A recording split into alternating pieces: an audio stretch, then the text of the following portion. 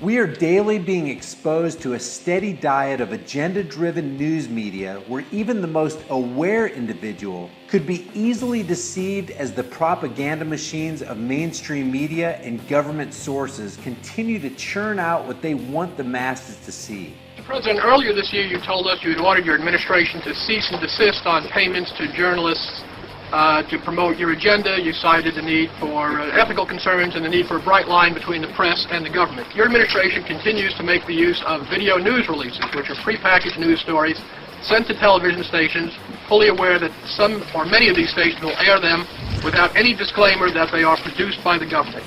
Comptroller General of the United States this week said that raises ethical questions. Does it raise ethical questions about the use of government money to produce stories about the government that wind up being aired with no disclosure that they were produced by the government? There is a Justice Department opinion that says these pieces are within the law so long as they're based upon facts, not advocacy. And I expect our agencies to adhere to that ruling, to that Justice Department opinion. This has been a long-standing practice of the federal government to use these types of videos. Agricultural Department, as I understand, has been using these videos for a long period of time. The Defense Department, other departments have been doing so. It's important that they be based upon the guidelines set out by the Justice Department. Now, I think it'd be helpful if local stations then disclose to their viewers if that's, that this was based upon a factual report and they chose to use it. But evidently in some cases that's not the case. So anyway. Guarantee that's happening by including that language in the prepackaged report. Yeah, I don't, Oh, you mean a disclosure on George W. Bush and I? Well, some way to make sure it couldn't air without the disclosure that you believe is so vital. Ken, I mean, there's a procedure that we're going to follow, and the local stations ought to, if there's a deep concern about that, ought to tell their viewers what they're watching. Look, if you're still sitting there believing everything you see on TV or on the internet or in magazines, I mean, dang, you can't even believe the person you're looking at in a magazine hasn't been altered in some way by some Photoshop wizard. If you still believe that everything you see and hear is true, then maybe this video can serve as an audio-visual smelling salt to stir you out of your media-induced coma. We live in a day and age where neither seeing nor hearing is necessarily believing. Computer animations, remastered digital recordings, and scripted scenes in top story sound bites and video clips, or front page photos in newspaper print and online publications seem so real, so believable. But the safe stance to take would be the stance of suspicion whenever anything is presented to you from multinational or government sources. And yes, this goes for anything on the internet as well, including this video. So here's what I'm getting at.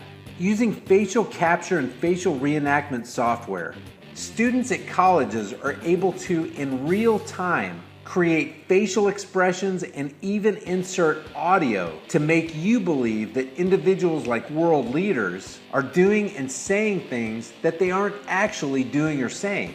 And this is how a Stanford website explains it. Quote, "We present a novel approach for real-time facial reenactment of a monocular target video sequence, like a YouTube video.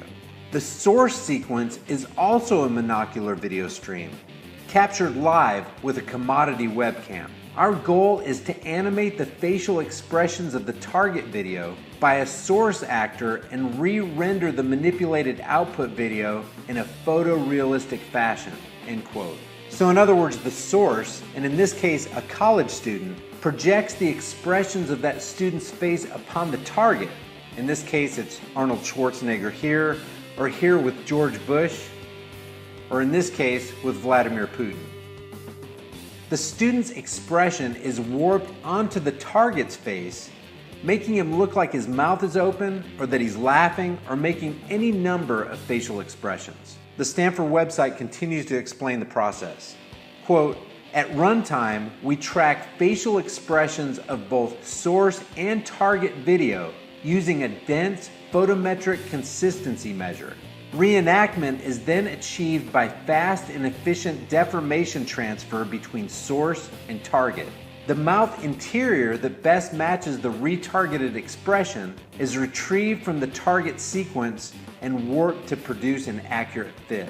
Finally, we convincingly re-render the synthesized target face on top of the corresponding video stream such that it seamlessly blends with the real-world illumination. We demonstrate our method in a live setup where YouTube videos are reenacted in real time, end quote. Now add this to the fact that in the late 90s, a scientist named George Papkin, who developed a voice morphing technology, was able to, with pinpoint accuracy, clone the voice of General Carl W. Steiner, former Commander-in-Chief of U.S. Special Operations Command. What did the cloned voice of Steiner say? Quote, "Gentlemen, we have called you together to inform you that we are going to overthrow the United States government," end quote. Which, by the way, would be a really good idea, but I digress. But this technology, guys, was over 17 years ago. There's no telling what kind of advanced technology the government has today to employ methods to further deceive the masses. And you can bet that if the government is employing these technologies, it will not be for our good. When you combine all this technology with the obvious package for the masses psychological operations like Sandy Hook, the Boston bombing, the London subway bombing, or 9/11, where such events were used to create widespread panic and feelings of national indignation, and you see how government puppets used the fear they created to sell the idea of a decades-long war in the Middle East and legitimize an interventionist foreign policy which makes America a global bully, the scourge of the earth, and a refuge for the criminal cartel of a vast network of international bankers and financiers. And you see, as a result of the demoralization of our culture, the removal of our individual rights, and the constant plundering of our wealth by the military-industrial complex, then you'll begin to see the enormous scope of the monstrosity known as the federal government.